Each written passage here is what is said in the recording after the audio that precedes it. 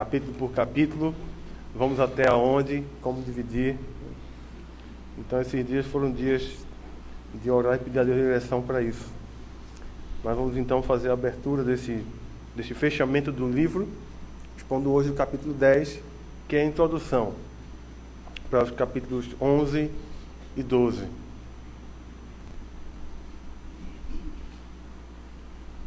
O livro de Daniel, no capítulo 10. Eu quero que você me ajude. Vamos fazer uma leitura responsiva, como fizemos da última vez. No terceiro ano de Ciro, rei da Pérsia, foi revelada uma palavra a Daniel, cujo nome é Beltesazar. A palavra era verdadeira e envolvia grande conflito. Ele entendeu a palavra e teve a inteligência da visão. Naqueles dias, eu, Daniel, candeei durante 3 semanas. Manjar desejável não comi. Nem carne nem vinho entraram na minha boca. Nem me untei com óleo algum, até que passaram as 3 semanas inteiras. No dia 24 do primeiro mês, estando eu à porta do grande rio Tigre, Levantei os olhos e olhei, e eis um homem vestido de linho, cujos ombros estavam cingidos de ouro puro de Ufaz. seu corpo era como um berilo, seu rosto como um relâmpago, os seus olhos como rochas de fogo, os seus braços e os seus pés brilhavam como bronze polido, e a voz das suas palavras era como o estrondo de muitas rios. Só eu, Daniel, tive aquela visão. Os homens que estavam comigo nada viram. Não obstante, caiu sobre eles grande temor, e fugiram e se esconderam. Fiquei, pois, ansioso, porque lembrei essa grande visão, e não restou força em mim. O meu rosto mudou de cor e se desfigurou, e não tive força alguma. Contudo, ouvi a voz das suas palavras, e ouvindo-a, caí sem sentidos, rosto em terra. Eis que essa mão me tocou, sacudiu-me e pôs sobre os meus joelhos e as palmas das minhas mãos. Ele me disse: Daniel, homem muito amado, está atento às palavras que te vou dizer. Levanta-te sobre os pés, porque eis que te sou enviado. Ao falar ele comigo esta palavra, eu me pus em pé, tremendo.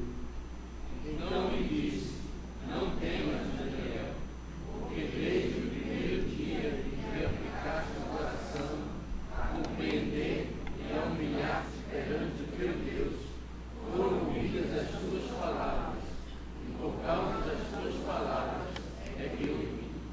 Mas o príncipe do reino da Pérsia me resistiu por 21 dias.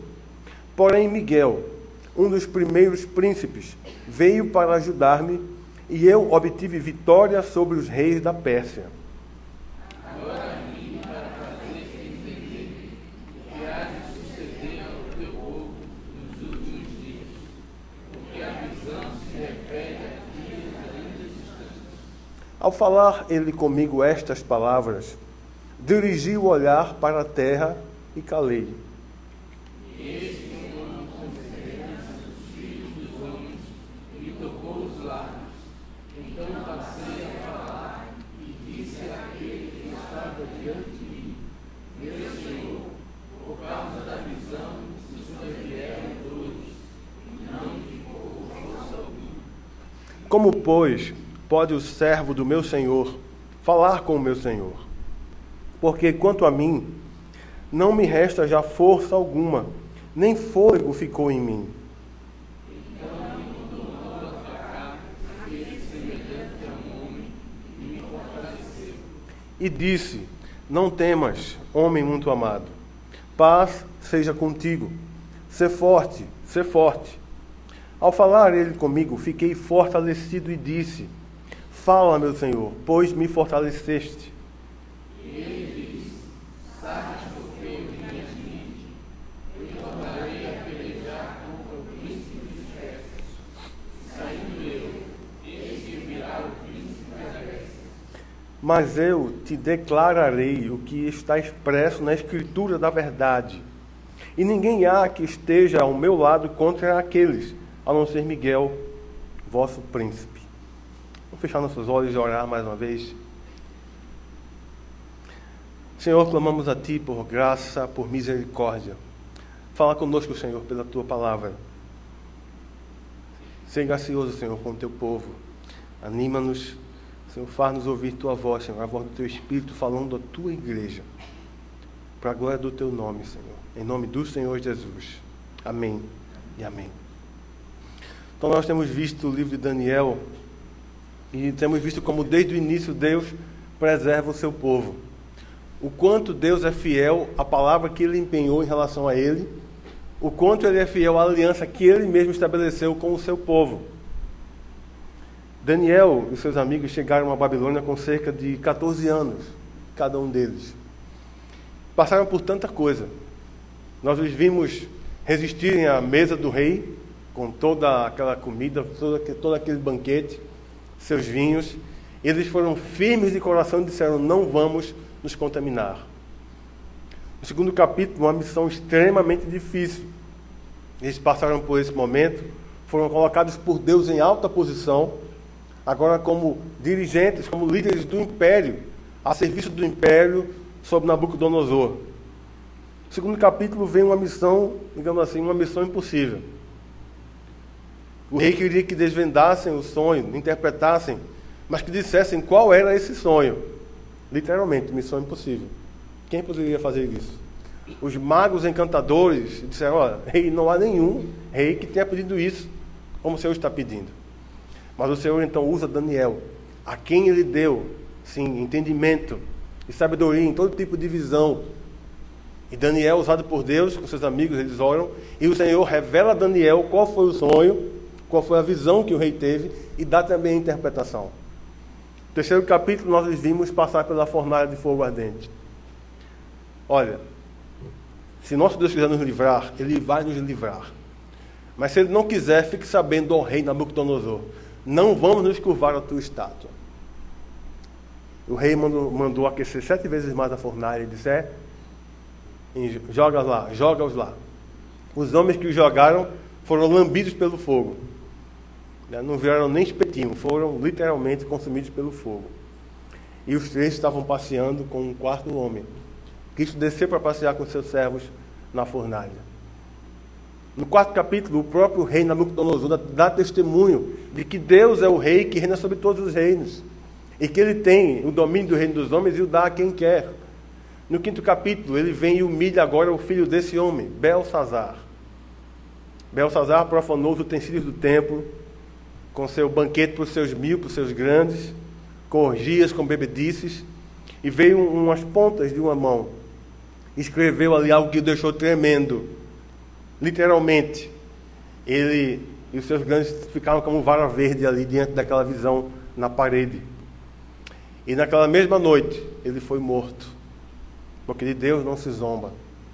No capítulo seguinte, Daniel é livrado da cova dos leões. Na verdade, na cova dos leões é que ele foi livrado.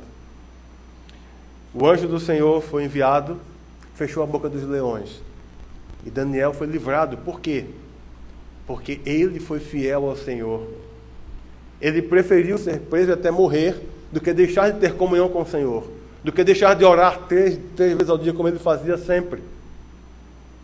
Então, até o 6º capítulo, temos aqui narrativas, que são a preparação para a segunda parte do livro, que inicia no 7º capítulo. Temos aqui algumas visões que Daniel tem no 7º capítulo, no 8º capítulo, depois no 9º, a resposta à oração que ele faz, e está aqui então no 10.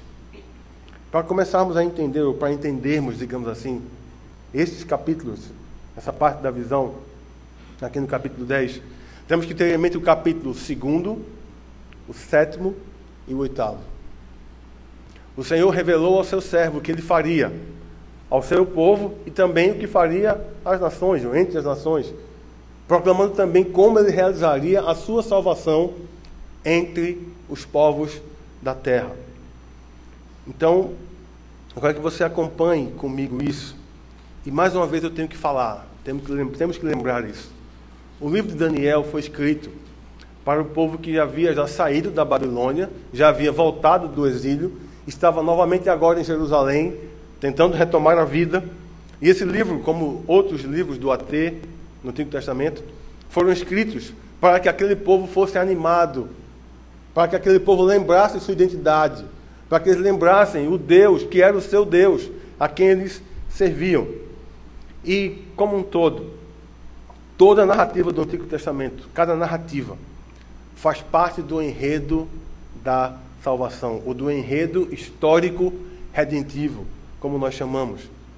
Então, cada um desses registros aqui mostram os atos de Deus, salvando e redimindo o seu povo no decorrer da história da humanidade, o povo da aliança. Daniel é parte desse todo. Então, isso quer dizer o que para nós? Já uma lição aqui para nós de início. As narrativas do Antigo Testamento não devem ser lidas simplesmente como material histórico. Não. Também não podem ser lidas apenas como tipos de exemplos de moralidade e até de vida com Deus. Não. Não podem ser vistos somente como isso. Acima de tudo, essas narrativas devem ser compreendidas como uma proclamação dos propósitos de Deus para a sua eterna glória. As suas boas novas ao seu povo sofredor, ao mundo que vive em trevas, que se prepare para a chegada da luz, e para que essa luz que vai espargir, trazendo salvação dos céus. Então, nesse momento aqui do texto, o cativeiro babilônico já havia passado. Lembre-se, Daniel havia chegado com cerca de 14 anos, e ele agora está com cerca de 85 anos, talvez um pouco mais. Ele já estava, muito provavelmente, já até aposentado. Lembre-se que no primeiro capítulo, você vai ver no último versículo, que Daniel ficou como um tipo de primeiro-ministro até o primeiro ano de Ciro. E aqui já é o terceiro ano desse imperador. Então, talvez ele já estivesse aposentado aqui já há uns 2 anos, mas continuava no império. Talvez por já ser muito idoso, ficaria difícil para ele enfrentar uma longa viagem de volta para casa. E, sendo bem sincero, ele ia voltar para quem? Vamos pensar nisso. Seus pais já deveriam ter morrido há muito tempo. Já ter perdido o contato com seus parentes. Quem Daniel ia encontrar na sua casa, na sua terra? Ele provavelmente já tinha estabelecido família lá, se é que foi casado e se teve família. Mas ele já tinha sua vida lá. E o que tudo indica, Daniel permaneceu no império até morrer. Mas como um crente fiel, como um servo fiel do Senhor. Então, mesmo passando já o cativeiro babilônico, o povo voltou para casa. Mas o Senhor traz essa visão para Daniel, deixando claro que aquele momento já havia passado, o povo voltou para sua terra, mas viriam ainda outros tempos de tribulação sobre o povo de Deus no decorrer da história. Então eu quero ver com vocês aqui, de maneira básica, esse tema, a palavra de Deus revelada ao profeta.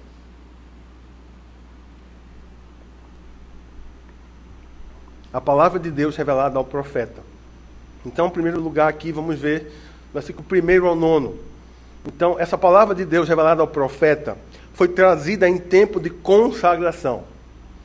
Daniel recebeu a palavra do Senhor e depois de ter recebido essa palavra, ele entrou em consagração, em jejum e oração por 3 semanas.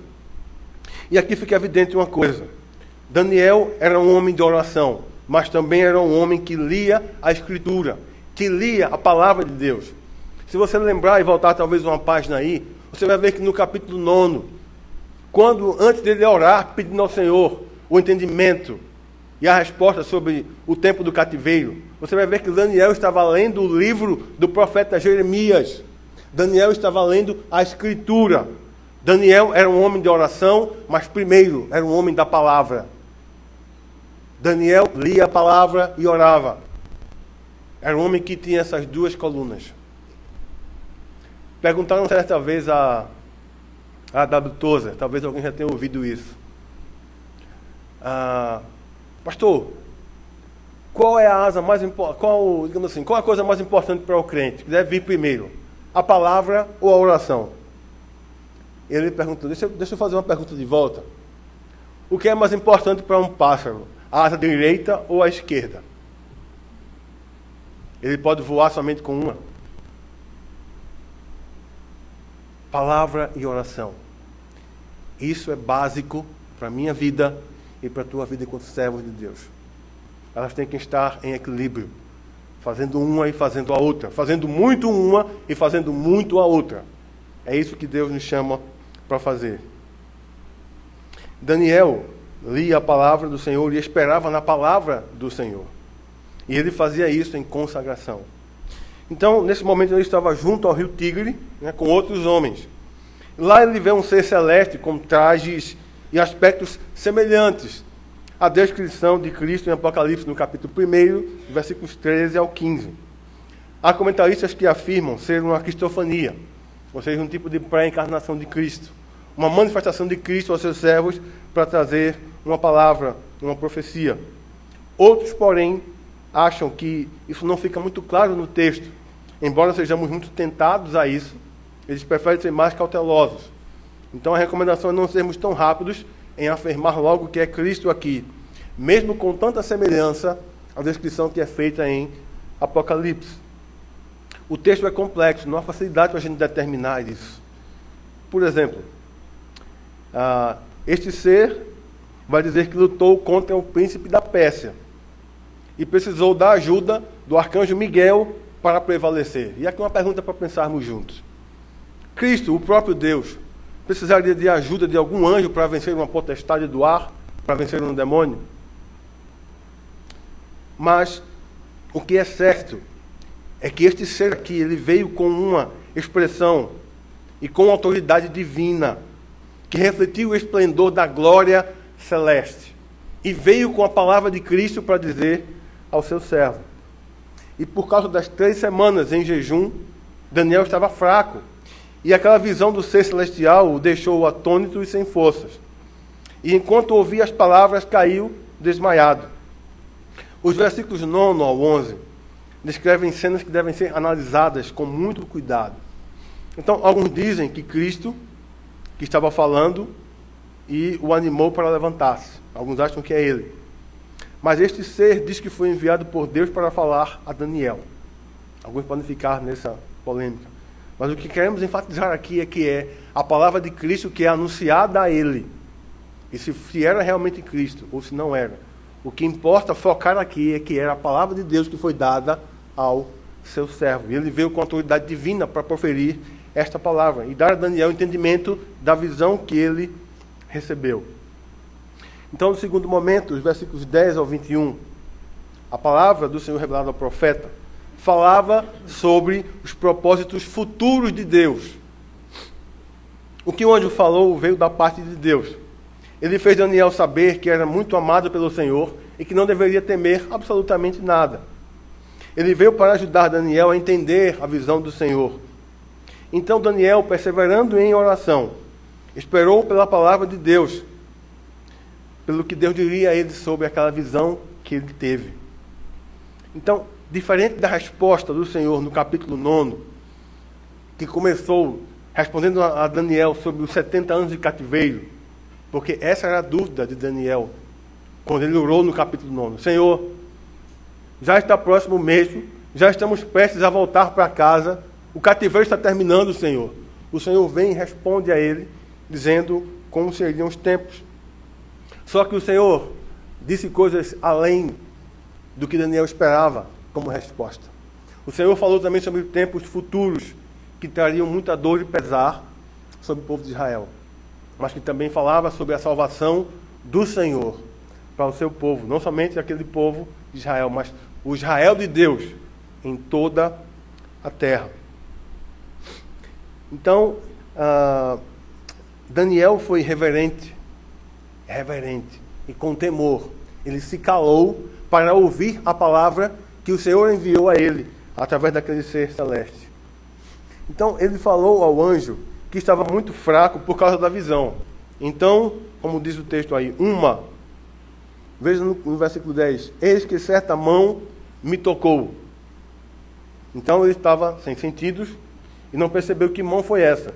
Se foi a mão do ser celeste que estava diante dele, ou se uma outra mão que estava com outro ser próximo a este ser celeste. Não se sabe ao certo. como o Filho dos Homens tocou nos seus lábios. Veja o versículo 16 e o 18, o que é que diz? O 16. E eis que e aí talvez uma mão, como semelhança dos filhos dos homens, me tocou nos lábios, ou os lábios. Então passei a falar e disse àquele que estava diante de mim: meu Senhor, por causa da visão me sobrevieram dores, e não me ficou força alguma. Então o anjo vem agora, esse ser, e o toca e o fortalece. Agora volte os olhos ao versículo 14. Agora vim para fazer-te entender o que há de suceder ao teu povo nos últimos dias, porque a visão se refere a dias ainda distantes. Então, quanto a isso aqui, novamente, faça uma tarefa de casa. Leia novamente os capítulos 2º, o 7º e o 8º de Daniel, para que você acompanhe o que ele está querendo dizer aqui a Daniel. Porque as visões do 2º capítulo, do 7º e 8º, falam de coisas que eram ali naquela época de Daniel, sim, tinham aplicações para aquele momento, mas também tinham desdobramentos e palavras para o futuro, coisas que ainda iriam acontecer no futuro, tanto em relação ao povo de Israel e também ao povo de Deus como um todo na terra. Então muitos poderiam chegar aqui e dizer: está vendo? É Cristo, só Cristo pode tocar um homem e fortalecê-lo, só Deus pode fazer isso. Mas, por exemplo, no tanque de Siloé, havia um tempo, um período em que o anjo vinha, agitava as águas, e quem primeiro tocasse nas águas seria curado. É possível que o Senhor Jesus Cristo estivesse presente ali com aquele ser celestial e tivesse tocado, fortalecido Daniel com o seu poder. Mas o texto não deixa isso claro. Então, os versículos 12 e 13 trazem algo importantíssimo. Eu quero que você coloque os seus olhos aí nesses dois versículos. Então me disse, depois de Daniel ter ficado de pé e ali tremendo diante dele, ele diz: então me disse, não temas, Daniel, porque desde o primeiro dia em que aplicaste o coração a compreender e a humilhar-te perante o teu Deus, foram ouvidas as tuas palavras, e por causa das tuas palavras é que eu vim. Mas o príncipe do reino da Pérsia me resistiu por 21 dias. Porém Miguel, um dos primeiros príncipes, veio para ajudar-me, e eu obtive vitória sobre os reis da Pérsia. O termo príncipe do reino da Pérsia aqui, provavelmente, faz alusão a um demônio mesmo, a uma potestade do ar, a um principado. Fica claro, então, uma coisa aqui. Por mais que o Senhor seja o soberano dos reis da terra, sobre todos os seres celestes, também sobre Satanás e seus demônios, isso não quer dizer que o diabo vai ficar parado, simplesmente assistindo Deus realizar seus propósitos, sem querer fazer absolutamente nada, sem querer atrapalhar, sem querer colocar sua pata suja em algum momento, porque ele sempre vai fazer isso, vai procurar fazer isso. Desde o início, ele perseguiu a semente da mulher. Quer ver um exemplo? Quando foi e aonde ocorreu o primeiro assassinato na terra? Na primeira família, entre irmãos. Caim assassinou Abel. Você tem alguma dúvida de que Satanás estava ali junto com Caim? Você tem alguma dúvida de que ele estava influenciando Caim para matar seu irmão? O que é que havia talvez na mente de Satanás? Rapaz, essa semente da mulher, aquela profecia no jardim contra mim, deve ser esse Abel. Vou procurar matá-lo. Isso aqui são conjecturas, meditação. Mas perceba que no decorrer da história, alguns que eram possivelmente, talvez, ou que prefiguravam a Cristo, semente da mulher, foram perseguidos pelo diabo. Um outro exemplo disso, Davi. Saul procurou perseguir Davi e matá-lo quantas vezes? A que tribo pertencia Davi? A tribo de Judá. Perceba uma coisa, irmãos. O diabo conhece muito bem a palavra de Deus. Ele é tão ousado que tentou o próprio Cristo, o próprio Deus no deserto, com a palavra de Deus. Ele vai sempre procurar uma brecha. Ele vai procurar atrapalhar o quanto puder e como puder. que os propósitos de Deus se realizem na vida do seu povo. Ele vai procurar atrapalhar, ele vai tentar fazer isso. Então, por exemplo, na EBD, estamos vendo o período em que a mulher é perseguida ali pelo dragão. Né? Ana estava falando domingo passado, eu fui com o pastor Cláudio, e Ana falou, é aquele grande dragão, e é o que eu falei, é o chupa-cabra. É aquele dragão chupa-cabra, que já foi vencido. Mas mesmo vencido, ele não se dá por vencido, ele vai atrapalhar e vai procurar atrapalhar o quanto ele puder. Porque essa é a missão dele, ele veio para matar, roubar e destruir. Então temos visto isso nesses capítulos aqui de Apocalipse. E mesmo com a sua derrota decretada e realizada em Cristo e por Cristo, ele tenta sempre atrapalhar os propósitos de Deus. Mas é claro que ele não vai conseguir.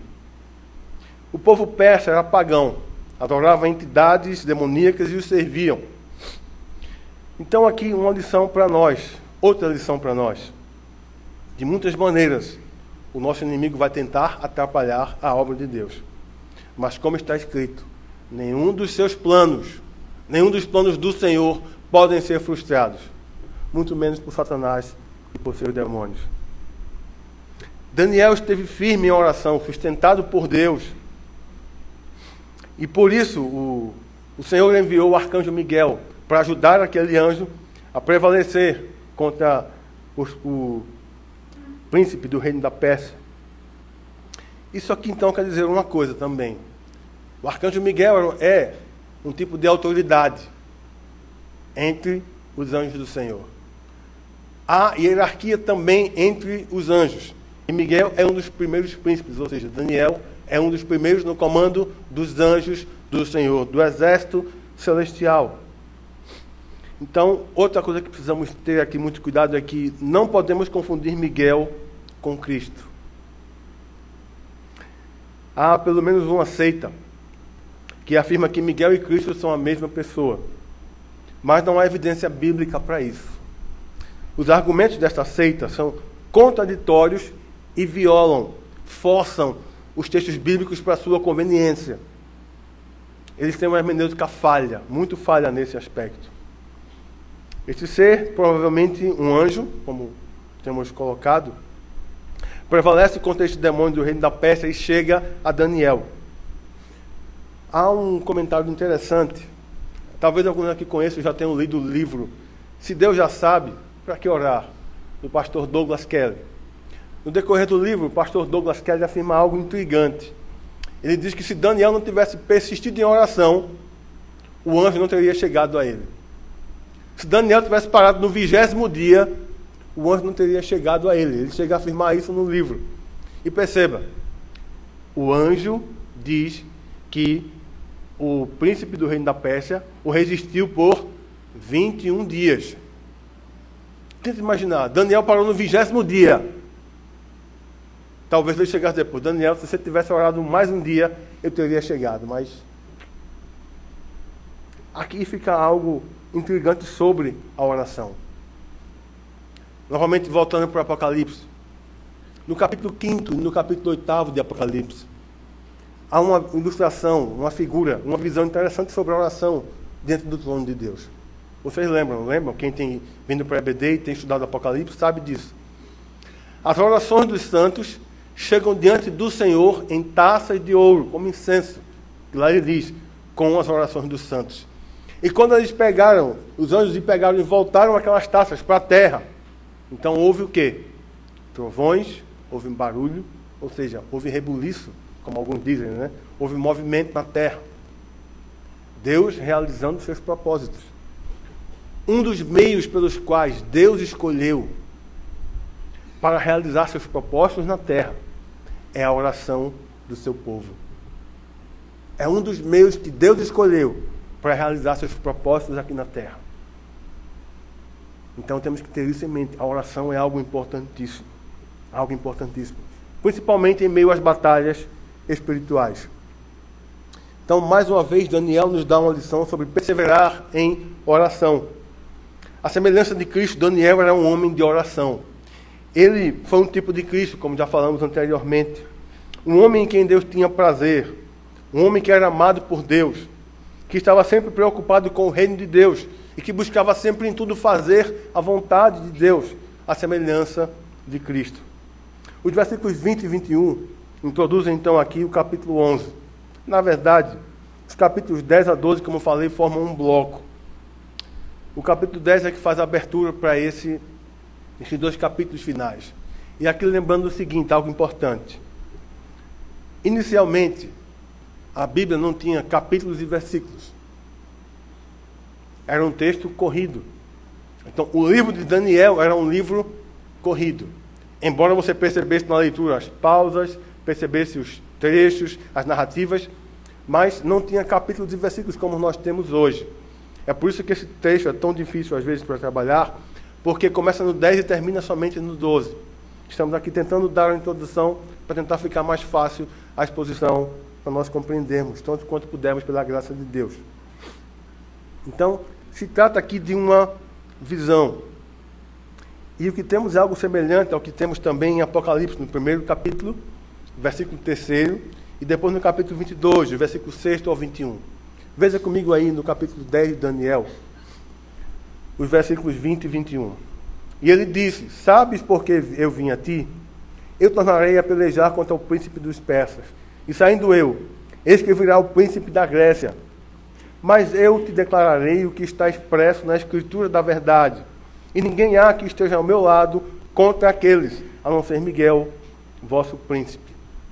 Em alguns momentos, quando João ouvia Cristo falava a ele, dizia: olha, João, escreve, porque esta palavra é verdadeira. Ela vai se cumprir certamente. É semelhante ao que está lá em Apocalipse. E o que é falado nos capítulos 11 e 12 são desenvolvimentos do que o Senhor já havia falado a Daniel em visões anteriores.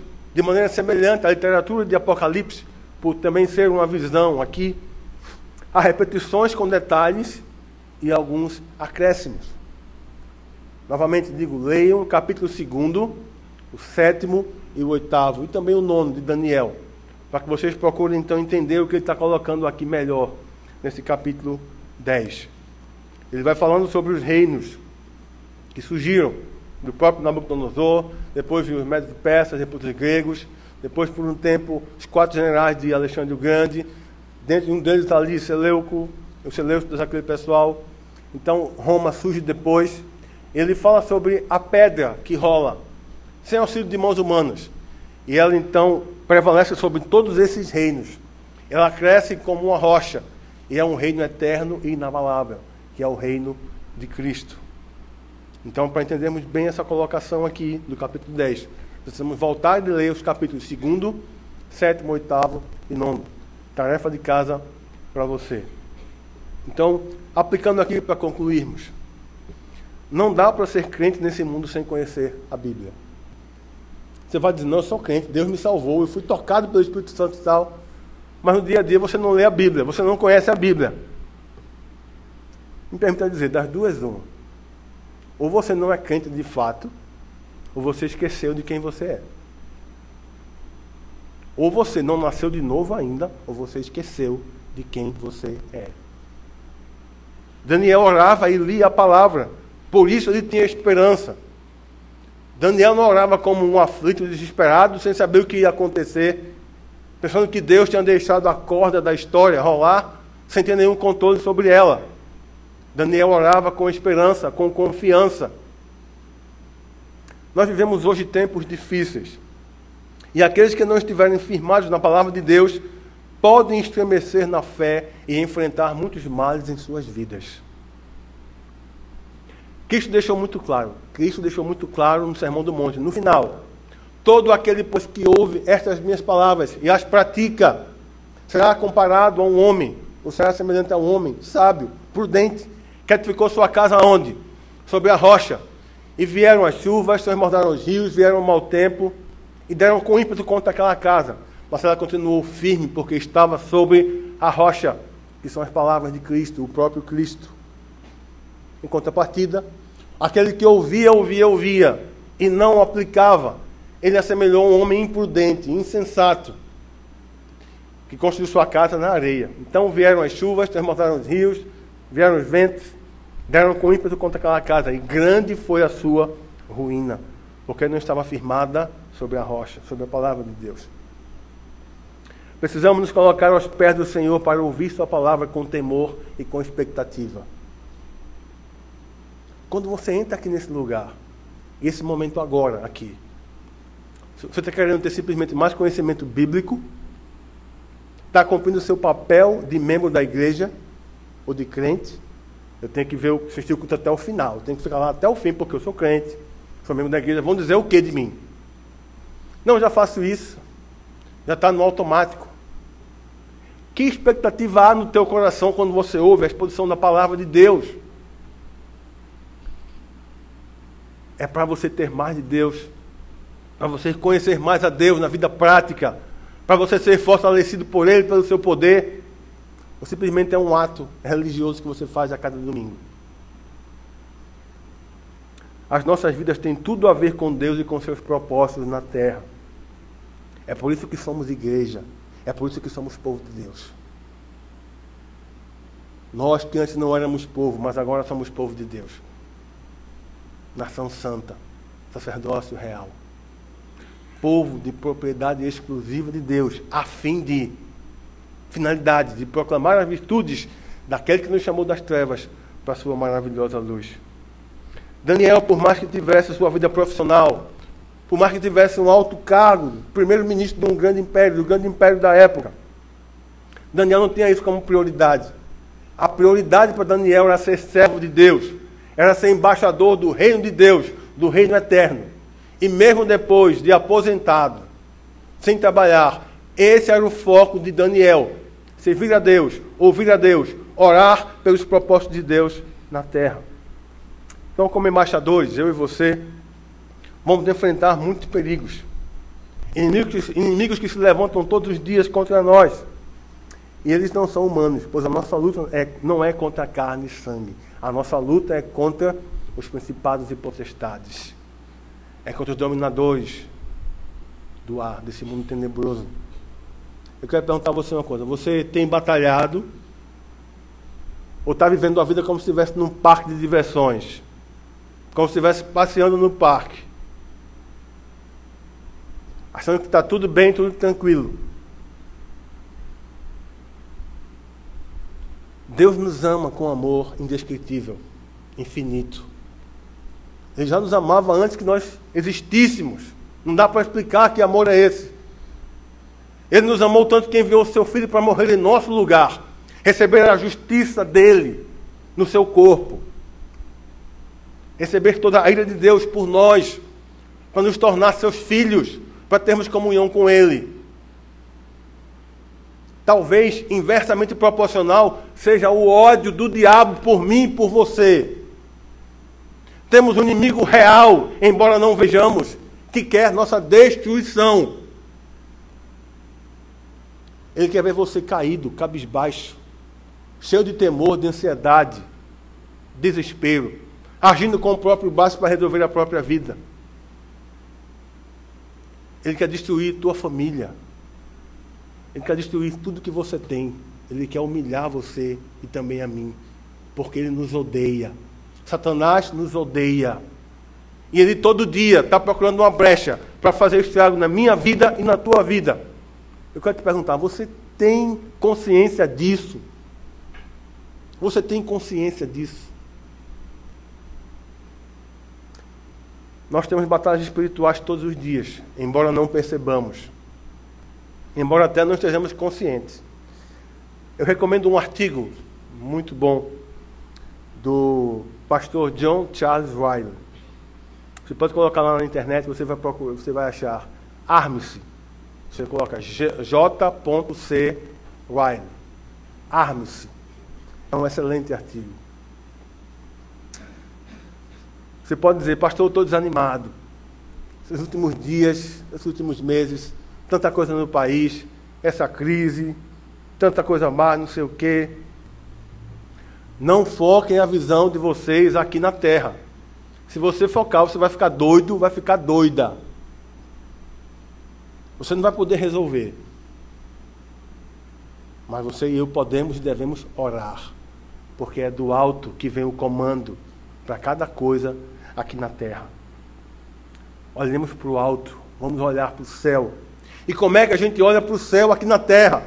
Olhando para a palavra, lendo a palavra, lendo e praticando a palavra. Ela é a nossa fonte de poder e de esperança. É o meio de graça que Deus nos deu para desenvolvermos comunhão com Ele. Meus queridos irmãos, Cristo já venceu. Aleluia! Ele venceu. Você está com medo de quê? Está preocupado com o quê? Com o amanhã? Por quê? Me diga por quê e para quê? Se você morrer hoje, o amanhã você não vai nem chegar lá. Olhe para o céu olhando para a Escritura. Leia, medite, conheça, pratique, confie em Deus e seja vitorioso e vitoriosa. Por causa da graça e da misericórdia de Deus. Tudo isso em Cristo. Ele venceu a morte, nos garantiu vida eterna. Não há o que temer. Eu quero perguntar para você então agora, para a gente terminar. E o que você vai fazer então agora? Você vai obedecer ou você vai desobedecer a palavra de Deus? Tudo na história, desde o começo, desde o jardim, tem acontecido dentro dos propósitos do nosso Deus e Pai. Ele está guiando tudo para a sua glória. Ele é o Senhor do tempo, da salvação e da esperança. Enquanto isso, enquanto aguardamos o seu dia, nós adoramos, nós oramos, confiamos nele, até esse dia chegar. E esse dia está próximo. Você está pronto para ele? Está pronto para subir hoje? Que ele nos dê a graça de olharmos para ele, de olharmos para a sua palavra e confiar nele em todo o tempo.